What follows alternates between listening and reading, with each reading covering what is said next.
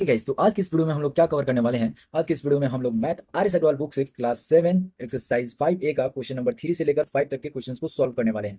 पिछली वीडियो में ही हम लोग 1 to 5 क्वेश्चंस को सॉल्व करने वाले थे, लेकिन वीडियो लंबी हो जाने के कारण ये जो है हमारा पार्ट 2 बन रहा है उसी क्वेश्चन के ऊपर। ठीक है, 1 से लेकर 5 तक के क्वेश्चन के। तो देखो 3 नंबर क्वेश्चन में जो है, और वीडियो किस कारण से लंबी हो गई थी, तो जो हमारा इंट्रोडक्शन वीडियो का कॉन्सेप्ट था उसे मैं फर्स्ट और सेकंड में ही समझाने लगा था, इस वजह से लेट हो गया है। ठीक है, कोई बात नहीं है, बहुत ही अच्छे से मैंने उसमें इतने सारे कॉन्सेप्ट समझा दिए हैं, जो अगर तुम इंट्रोडक्शन वीडियो को मिस कर चुके हो तो क्वेश्चन नंबर 1 और 2 को समझ लेना, बहुत ही आसानी से समझ में आ जाएगा कि उन सारे क्वेश्चंस को किस तरीके से सॉल्व किया जाता है, और वो सारे कॉन्सेप्ट जो है इन सभी के साथ भी लागू होगा। ठीक है, तो एक बार तुम्हें वो जरूर देखना चाहिए। अगर तुम्हें इस चैप्टर के लिए इंट्रोडक्शन वीडियो भी चाहिए तो वीडियो को कमेंट कर सकते हो, और बहुत ही अच्छे से मैं उसे समझा भी दूंगा। तब तक के लिए ये क्वेश्चन नंबर 3 के ऊपर हम लोग आते हैं। अभी वीडियो को लाइक कर दो, चैनल पर नए हो सब्सक्राइब कर दो। देखो क्वेश्चन क्या कह रहा है, express each of the following as a rational number. ये जितने भी नंबर तुम्हें नीचे देखने को मिल रहे हैं, इन सभी को बोला जा रहा है रेशनल नंबर के फॉर्म में लिखने के लिए। यहाँ से नया टॉपिक जो निकल कर सामने आता है कि रेशनल नंबर आखिर होता क्या है। तो देखो रेशनल नंबर जो है, तुमने इससे पिछले वाले एक्सरसाइज में या फिर इससे पिछले वाले चैप्टर में तुमने पढ़ रखा है कि जितने भी रेशनल नंबर होते हैं वो पी बाई क्यू के फॉर्म में होते हैं, जहाँ क्यू जो तुम्हें देखने को मिलेगा वो तुम्हारा इक्वल नहीं होगा जीरो के।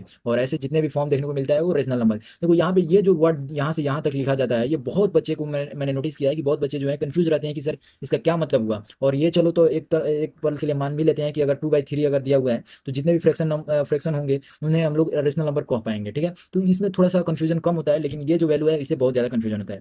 देखो कोई भी वैल्यू अगर जीरो है ऊपर में, और कितना भी बड़ा इसमें वैल्यू क्यों ना हो, तो वो वैल्यू जैसे ही डिवाइड होगा उस नंबर से, जीरो को जैसे ही वो वैल्यू डिवाइड करेगा वो ओवरऑल कैलकुलेशन तुम्हें जीरो देखने को मिल जाएगा। लेकिन जैसे ही अगर जीरो तुम्हारा डिनोमिनेटर में आ जाता है तो कितना भी बड़ा वैल्यू क्यों ना हो वो अनडिफाइंड हो जाता है, इन्फिनिटी हो जाता है। ठीक है, तो इस केस के लिए हम लोग जो है इन्फिनिटी जो है रेशनल नंबर में हमें देखने को नहीं मिलता है। इन्फिनिटी जो है हमारा कोई भी वैल्यू जो है देखने को नहीं मिलेगा। तो इसलिए हमें बोला जाता है कि जो क्यू हो यानी डिनोमिनेटर में हो वो हमारा जीरो नहीं होना चाहिए। तो ये कॉन्सेप्ट तुम्हारा समझ में आ गया कि रेशनल नंबर क्या होता है। सिंपली एक फ्रैक्शन का मतलब फॉर्म होता है, उसे हम लोग रेशनल नंबर बोलते हैं। ठीक है, लेकिन फ्रैक्शन में तुम्हें क्या देखने को मिलेगा कि जीरो हमारा नहीं होगा फ्रैक्शन। ठीक है, लेकिन रेशनल नंबर में जीरो होता है। तो इस तरीके से जो है तुम्हारा ये वैल्यू जितने भी है वो सभी के ऊपर हम लोग आते हैं। ठीक है, फ्रैक्शन नंबर के लिए जो है अगर तुम देखो तो जीरो भी एक तरह से फ्रैक्शन ही है। कैसे? क्योंकि इसके बट्टा में भी वन होता है, और चूंकि वन जो है इसके बट्टा में भी है, तो ये फॉर्म जो है पी बाई क्यू का भी ले रहा है, और इस तरीके से तुम फ्रैक्शन भी कहोगे और रेशनल नंबर भी बोलोगे। ठीक है, तो इस तरीके से ये वैल्यू जितने भी रेशनल नंबर होते हैं, एक तरीके से कह सकते हो कि वो सारे के सारे जो है रेशनल नंबर जो है वो हमारे फ्रैक्शन हो सकते हैं।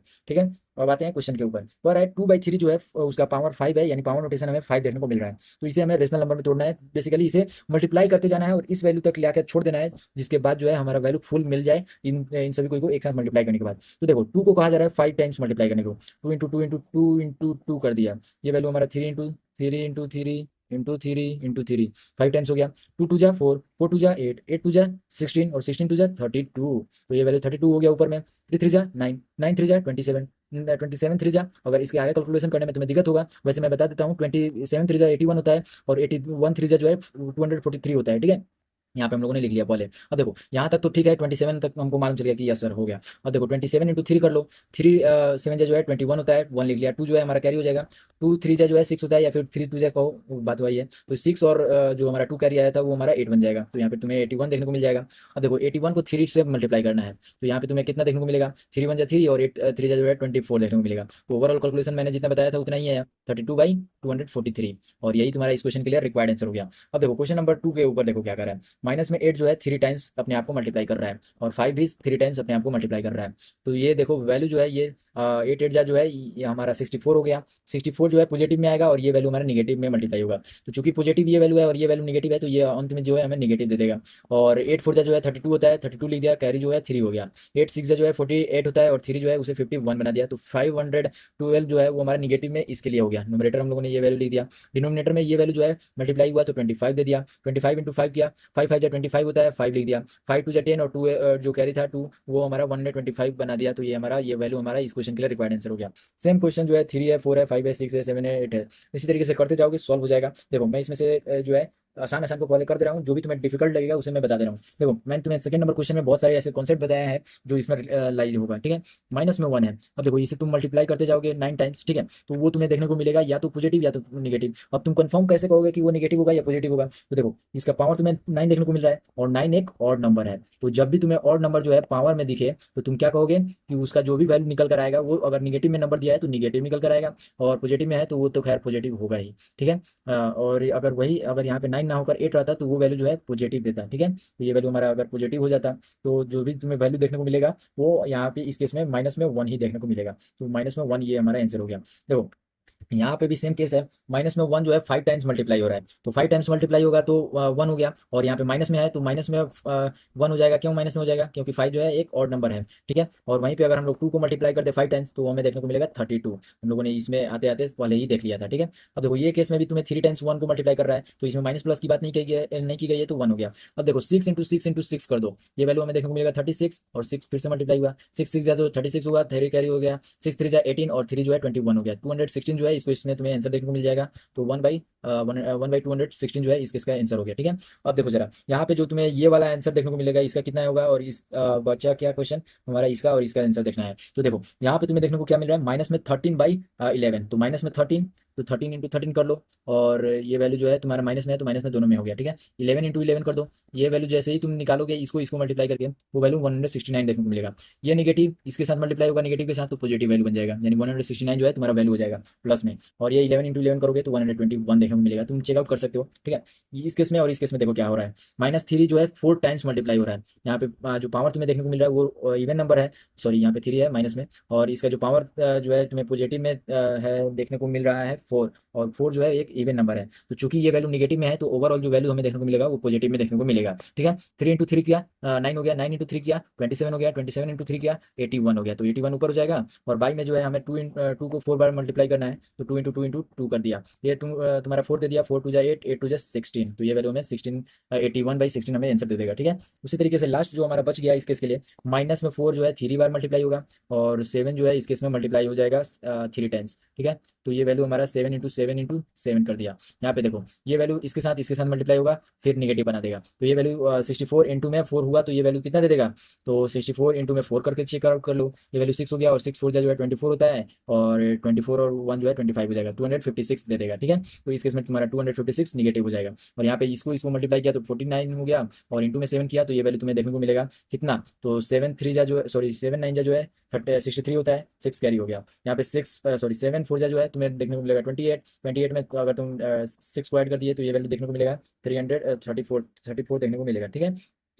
सॉरी 224 ये क्या हो रहा है, 34 हमें इस केस में देखने को मिल जाएगा, तो ये हमें 34 और ये 3, ये टोटल नंबर कितना बन गया हमारा 343 देखने को मिल गया। तो इस केस में जो भी तुम्हारा वैल्यू आया वो हम लोग कह सकते हैं कि ये हमारा इस केस के लिए रिक्वायर्ड आंसर हो जाएगा डिनोमिनेटर में आकर, ठीक है। और ये हम लोगों ने क्वेश्चन नंबर 3 को सॉल्व कर लिया। अब देखो क्वेश्चन नंबर 4 के केस में तुम्हें देखने को मिलेगा यहाँ से एक नया कॉन्सेप्ट निकल कर आएगा, और है क्वेश्चन के रेशनल नंबर को हमें इन सारे वैल्यूज को एक्सप्रेस करना है। एक्सप्रेस करने से पहले अगर तुम इन सारे वैल्यूज को देखो, तुम अपने बुक के अंदर देखो यहाँ पे मिस प्रिंटिंग हो गया है, पावर में -1 है सभी में, ठीक है। यहाँ पे स्टॉपिस लग गया है, कोई दिक्कत नहीं है, तुम -1 समझोगे, ठीक है। सारे में वैल्यू माइनस में 1 है, ठीक है। जितने भी तुम कॉन्सेप्ट देखोगे माइनस में पावर वाले को, सिंपल उसमें कैलकुलेशन होता है, कोई भी हाथी घोड़ा चीज नहीं होता है, ठीक है। इसमें जब भी तुम देखना माइनस में पावर है, ठीक है। जैसे कि इस केस में सारी वैल्यू जो है माइनस में 1 देखने को मिल रहा है। सिंपल जो भी नंबर का पावर है उसे सिंपल रेसिप्रोकल कर दो, ये वैल्यू 4 हो जाएगा, और सिंपल जो माइनस में था वो माइनस जो है उसे रेसिप्रोकल कर देगा तो ये वैल्यू हो गया तुम्हारा। अब टोटल के ऊपर तुम्हारा पावर को बैठा दो, जितना भी पावर था 1 हो गया। अब ये सिंपल जो भी वैल्यू है वो 1 टाइम मल्टीप्लाई करोगे वही वैल्यू आएगा, तो ये वैल्यू तुम्हारा फर्स्ट के लिए आंसर हो गया। 6 में देखो माइनस में 6 का मल्टीप्लीकेशन है पावर के साथ, तो ये माइनस में 1 का माइनस का जो काम होता है पावर में वो हमारा रेसिप्रोकल करने का काम होता है, तो ये वैल्यू माइनस में 6 हो जाएगा डिनोमिनेटर में, और ये वैल्यू जो है माइनस ये सॉरी 1 जो है वो हमारा पॉजिटिव में रहेगा, ठीक है। और ये सभी कोई के ऊपर जो है अगर तुम होल पे पावर करना चाहो तो 1 कर सकते हो, वैसे इसे इसे इसके भी पावर कर सकते हो, ठीक है, उसमें कोई दिक्कत नहीं है। तो यहाँ पे 1 जो है वो हमारा निगेटिव हो जाएगा, क्यों निगेटिव, क्योंकि इसका जो डिनोमिनेटर में निगेटिव रहता है वो हमारा न्यूमरेटर को दे दिया जाता है, और न्यूमरेटर हमारा निगेटिव बन जाता है। कभी भी डिनोमिनेटर तुम नहीं देखे होगे कि डिनोमिनेटर जो है निगेटिव में आंसर दिया रहेगा। इस वक्त हम लोगों ने लिख दिया, ये हम लोगों ने अभी प्रोसेस के बीच में है, ठीक है। अंत में जो सोल्यूशन तुम्हें देखने को मिलेगा इस प्रकार से देखने को मिलेगा। तो क्वेश्चन नंबर 2 भी हमारा सॉल्व हो गया। 3 में देखो क्या हो रहा है, यहाँ पे ऑलरेडी 1/3 हमें सॉरी यहाँ पे 1/3 ऑलरेडी हमें देखने को मिल रहा है, और इसका पावर हमें माइनस में 1 दिया है, ये हमारा ऑलरेडी फ्रैक्शन में है। तो सिंपल मैंने क्या बताया कि रेसिप्रोकल का काम होता है, सॉरी निगेटिव का काम होता है रेसिप्रोकल करना, तो 1/3 का रेसिप्रोकल कितना हो जाएगा 3 हो जाएगा, और इसके बाद में 1 हो जाएगा, तो 1 का वैसे तो कोई काम नहीं रहता है, लेकिन अभी तुम 7th में हो तो तुम समझो कि 1 का पावर जो है 1 लिख लिया हम लोगों ने। यहाँ पे ये 3 का भी पावर 1 हो गया, तो 3 इंटू 1 हो जाएगा, तो वो वैल्यू हमारा क्या मिलेगा 3 ही मिलेगा, और ये वैल्यू में 1 है तो ये वैल्यू ऑलरेडी हमारा आंसर जो दिया हुआ है वो 3 हो जाएगा, ठीक है। इस केस में माइनस में दिया हुआ है फ्रैक्शन, माइनस में 2/3, इसका पावर जो है माइनस में 1 है, ये वैल्यू माइनस में 3/2 हो जाएगा, ये तुम्हारे डिनोमिनेटर में माइनस में 2 चला जाएगा, और ओवरऑल जब कैलकुलेशन तुम कर दोगे तो माइनस जो है वो न्यूमरेटर को दे दिया जाएगा। इस तरीके से हम लोगों ने क्वेश्चन नंबर 4 के सॉल्यूशन को देख लिया। अगर तुम कहो तो 5 नंबर क्वेश्चन नंबर 5 जो है तुम्हारे सामने ये रहा। क्वेश्चन क्या कह रहा है जरा ध्यान से देखना। कह रहा है find the reciprocal of each of the flowing. Simple सा ये क्वेश्चन है, केवल कहा क्या गया है, रेसिप्रोकल। तो सिंपल जो भी वैल्यू है ये तुम्हें कैलकुलेट करने की जरूरत इसमें नहीं है, केवल जो वैल्यू है उसे सिंपल में इसको जो है जो वैल्यू जो है तुम्हारा बेस है उसे सिंपली रेसिप्रोकल कर दो। 3/8 है, 8/3 कर दो, और जो पावर है वो वैसे का वैसा ही रह जाएगा। इस केस में -5/6 है तो इसमें -6/5 हो जाएगा, और इसका पावर जितना है उतना ही रहने दो। इस केस में 6 का पावर 7 है तो यहाँ पे 1/6 कर दो, और पावर जो है वो होल के ऊपर 7 हो जाएगा। यहाँ पे माइनस में 4 है तो माइनस में 1 हो जाएगा, और बाई में 4, और इसका पावर 3 हो जाएगा। इस तरीके से जो है हम लोगों ने 3 से लेकर 5 तक के जितने भी क्वेश्चन थे इस एक्सरसाइज के, वो हम लोगों ने इस वीडियो में कवर कर लिया है। फिलहाल अगर तुम चाहो तो वीडियो को लाइक कर सकते हो, चैनल पे नए हो सब्सक्राइब कर सकते हो। अगली वीडियो का लिंक जो है तुम्हें डिस्क्रिप्शन में दे दिया जाएगा। तब तक के लिए